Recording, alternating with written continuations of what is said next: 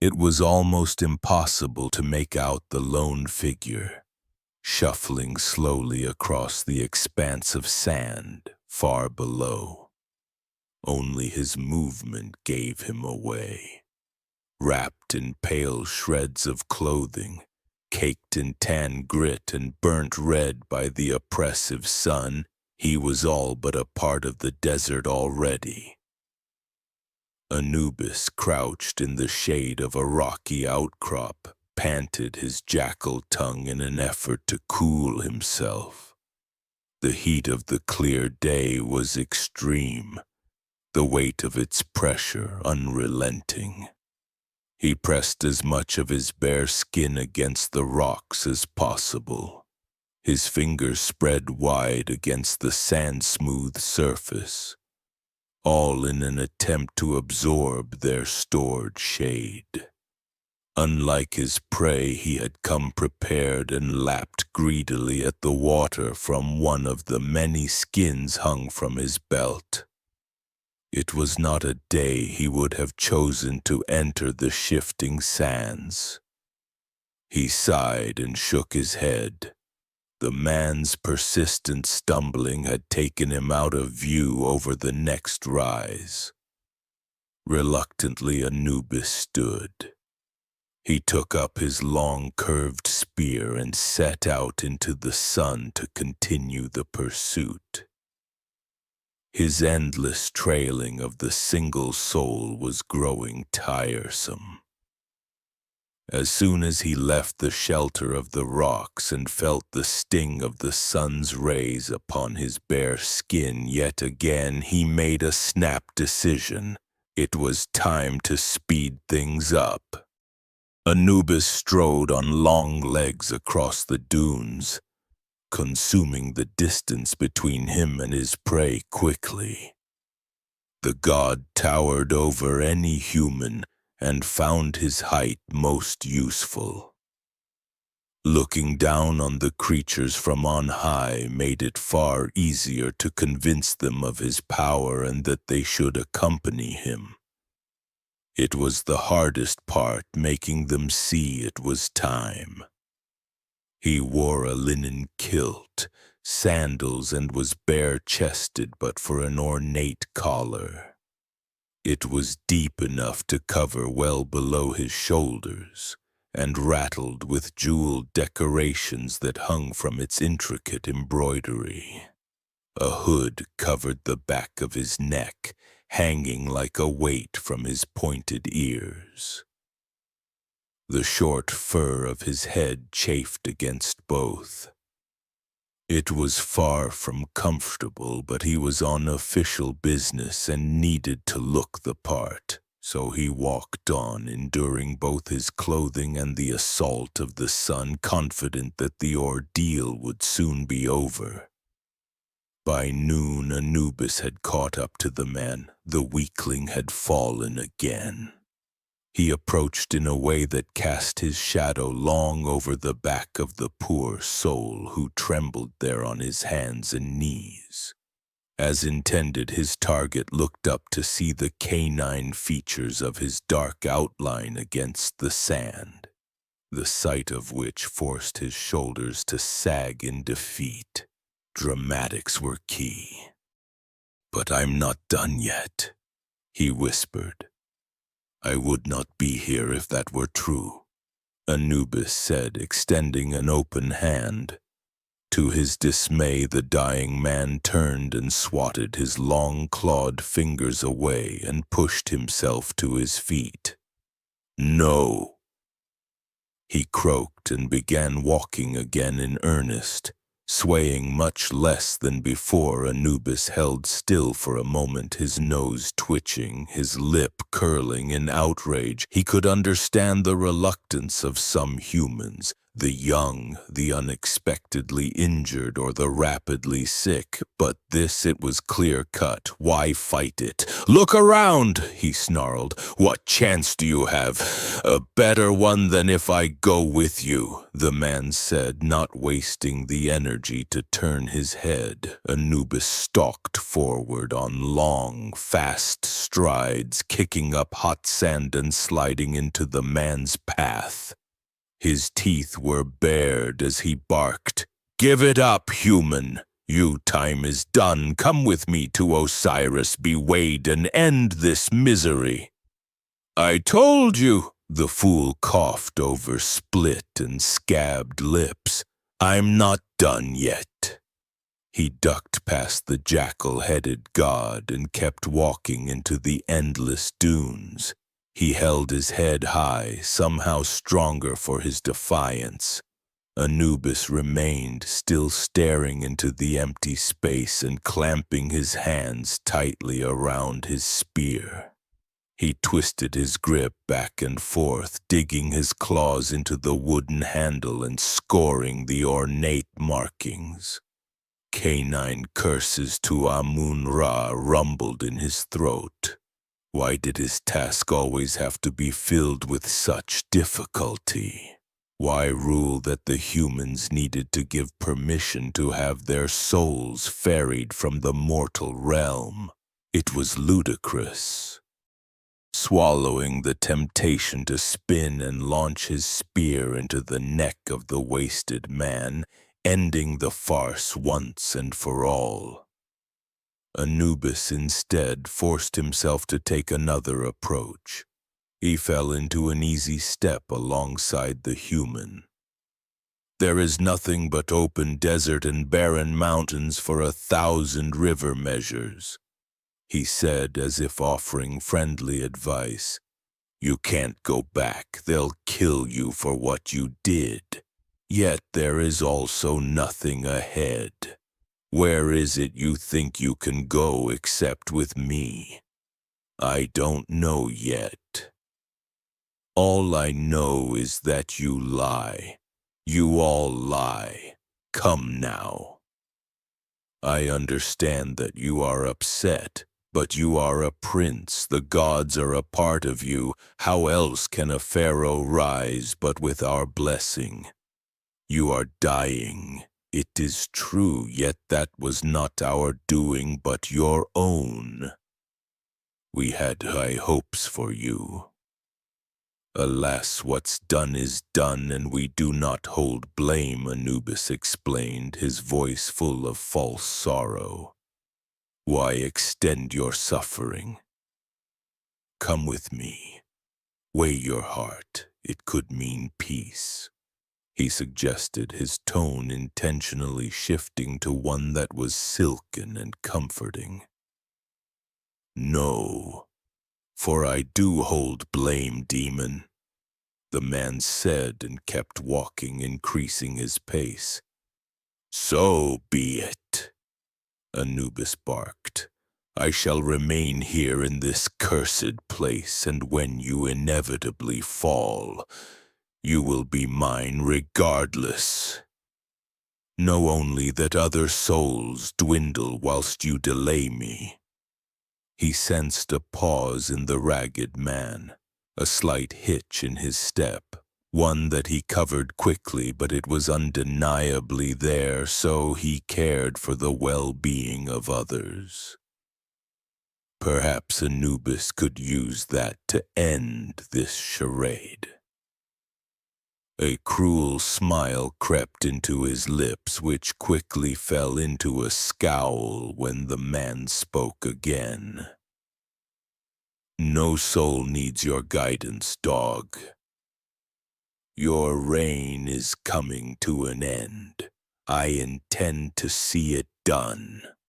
The satisfying crunch of the sand around Anubis's spearhead was the only entertainment left to him. He had been walking in silence alongside the stubborn human, stabbing the ground, counting the flies, and leaping from rock to rock for days. The most fun to be had, short-lived as it was, was allowing the water from his skins to pour down his chin while they drank in full view of the husk that was once a man. He enjoyed bearing witness to the lust in his eyes and the pain in his throat. Never did it break him, though. He just looked away and continued his torturous trek. "Your family is lost to you now," Anubis reminded him one night while they both shivered around a meager fire built of spindly shrubs and roots. "You are completely alone in the world. Even if you survive this journey to nowhere, what point is there in living the rest of your life solitary and with nothing?" The human continued staring into the weak flames, refusing to answer. His body was wasting away. Perhaps he had lost the ability to speak, all the better. "Your brother would likely prefer that you died. He can rise to Pharaoh freely now. It would be easier for him, I would imagine. Less painful than living with the shame of having a traitor for kin." He continued, "My brother is a kinder man that your imagination credits." The wastrel whispered through chattering teeth. When the sun rose the following day, it bathed the sands in a blistering light. Anubis watched the advance of the glittering horizon with dread. It sped over the dunes toward them, as the fiery orb pulled higher into the sky. He was already trailing his target, who had begun his day's walk in the cooler darkness. He gladly watched the peasant flinch in pain when the cascading wall of sunshine fell over them, and the sand underfoot immediately began to bake. By nightfall you will reach the border. If you pass into Midian, I cannot guarantee your passage to the underworld. You may be lost to those of us that reside here." Anubis lied. "That would be a mercy," he muttered. Anubis gritted his sharp teeth. He had endured this test of his commitment long enough. Already he would need to spend an age making up for the wealth of souls he had allowed to go unescorted, while he accompanied a deluded fool in his forsaken march across the wastes. He was officially done, his patience spent. "You think yourself above the gods," he snarled. "You think you can turn your back on Egypt and not pay the price? You doom only yourself, and for what, you do not even know. This act of defiance is a childish tantrum because you find out your life isn't perfect. Well, poor pampered prince, you are a fool and your suffering is for naught. You will die and your soul will be lost forever. Simply give up. Let this be over. Give us both our freedom and just die." "You do not understand," he croaked. "I do not think you are capable of it. This is not about my life. My suffering feels insurmountable, it does, but it pales compared to that of so many others. I realize that now, this journey, it has helped me understand why I did what I did. I know it was truly the right thing to do, despite the consequences. I do not know why I was so blind to it before. I do not care about your reasons," Anubis growled, impatient now that the man had found his voice. "Only that you complete this suicide mission. If you have found your solace, then let me take your soul back to Osiris. Let us both move on. I do not belong to Osiris nor Amun-Ra. I will not be coming with you. You will, Anubis hissed. It is only a matter of time. I do not think so. I think my fate lies elsewhere, he said, still walking, maddeningly stepping forward over and over again in an endless march. The day drew late, and Anubis wished yet again to swing his blade and end their mutual suffering. The consequences of such an action were not worth contemplating, though. Amun-Ra was quite clear on the rules. He began to fear failure. Should the man survive, the only repercussions would be lost time. Nothing more would come of it. Sometimes humans defied their own bodies. His pride was what was at stake. He had bet on a result, committed to it at the expense of all else. To lose now would be unthinkable. To let a human assume he had bested a god. Pathetic. How is it you are still moving? Anubis asked. Your feet bleed. Your skin burns, your throat screams for moisture, those muscles cramp in desperate hope of release. Your body fails you, he said, hoping to highlight the pain evident behind the man's eyes. I do not owe you an explanation, he said. If you haven't realized yet, you are no longer welcome here. Yet I remain, Anubis growled, and you will be mine when your suffering is complete. Silence reigned again. Hours passed, and the sun tracked across the cloudless sky. Anubis suffered. Boredom scraped at his mind, causing a pain equal to that which assaulted his skin. The sand stung, the sun burned, his fur matted with sweat, so it took him by surprise when the man spoke to him voluntarily. Do you realize that you are a slave? What? Anubis demanded. You collect souls, the human sneered. I have been watching you. You do not seem to enjoy it. You remind me of the slaves I once looked past. Less really just a dog playing fetch for his masters. Stuck in an endless task, does it make it harder to believe you are immortal and the cycle will never end? Anubis stopped, curling his toes into the sand and scratching at his spear handle with his claws. His lip rose and his teeth bared. I am a god, he growled.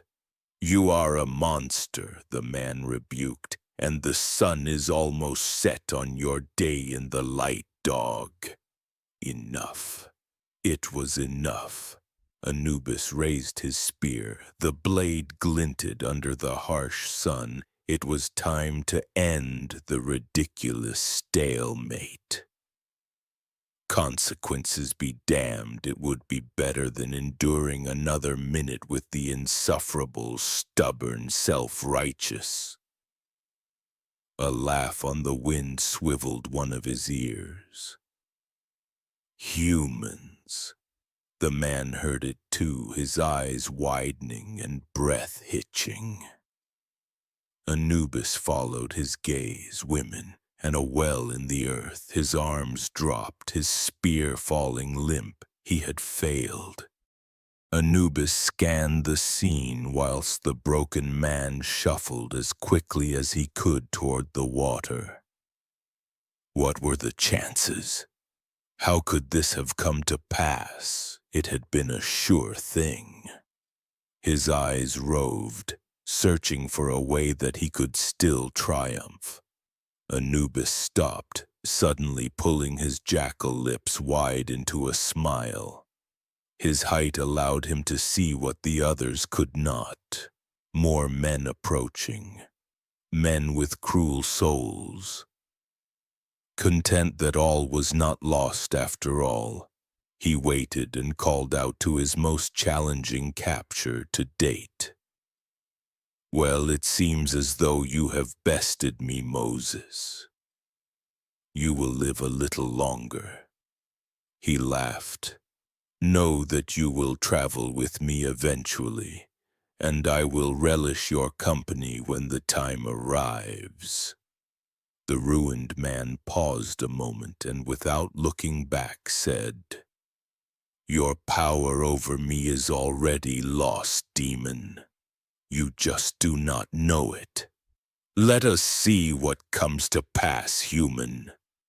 "I would not bet against me yet," Anubis said, trying his best not to display his glee. Moses stumbled on and Anubis sat down cross-legged in the hot sand.